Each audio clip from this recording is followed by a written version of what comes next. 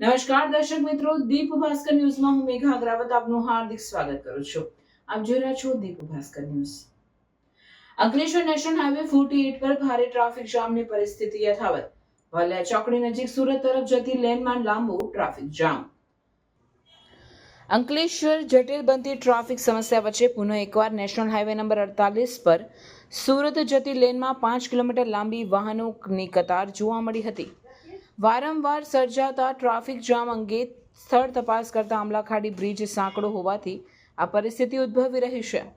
અહીં હાઈવે પરના 3 લાઇનમાં આવતા વાહનો અને વાલિયા ચોકડી થઈ આવતા એપ્રોચ રોડની 2 લાઇનોમાં વાહનો બ્રિજ આગળ જ ભેગા થાય છે, જેને લઈ બ્રિજ પાર કરવા વાહન ઉતાવળ કરી આગળ વધતા 5 લાઇનમાં વાહનને 2 લાઇન જવા જતાં પાછળ વાહન કતાર લાગી જાય છે.